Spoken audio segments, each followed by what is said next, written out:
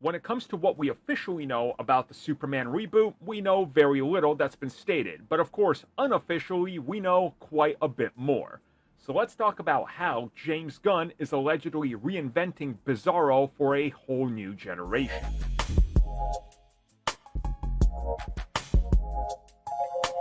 There is still quite a big debate in regards to who the villain in the upcoming Superman film is.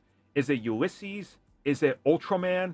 Is it Bizarro? Is it just a straight up multiverse variant we haven't seen? We don't really know. There's still a lot of questions. Obviously, tons of set videos and photos have popped up.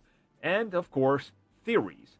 Recently, we talked about the fact that there's been a major set video and photos that show that Superman is sort of feared by the crowd when he lands. And this has led many to believe that what they're instead doing is not looking at him as a hero right then and there. Instead, the crowd looks at him in fear because somebody else has been posing to be Superman, probably Ultraman or whoever the villain is, and they were put up to it by Lex Luthor.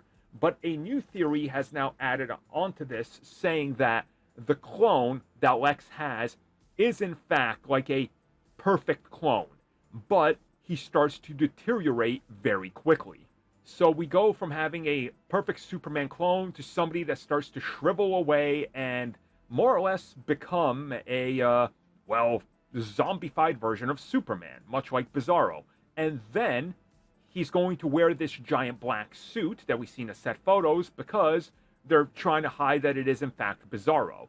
Now, if this is in fact true, it's a little weird because James Gunn previously debunked Bizarro being in this. Like, point blank, he said, nope, you're all wrong, it's not Bizarro.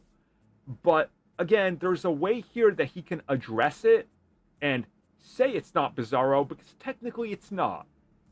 If they never call him Bizarro, and he just becomes this other character, or he takes on the name Ultraman or whatever, I mean, there you go. You know, like, it's not Bizarro, even though we're kind of taking some elements of the story.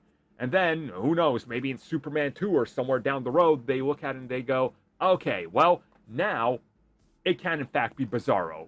Like, they could backstep into it like Zack Snyder did with a lot of the theories that fans had about the DCEU, and he just said, oh, that's a good idea, just make that canon, and then they did. So, again, the evidence here is a little shaky, but I can see what people are saying, and definitely I think there could be something to this. But, overall, I'm not convinced. Fully. I just think there's something more happening here than what we've seen, because we've seen little.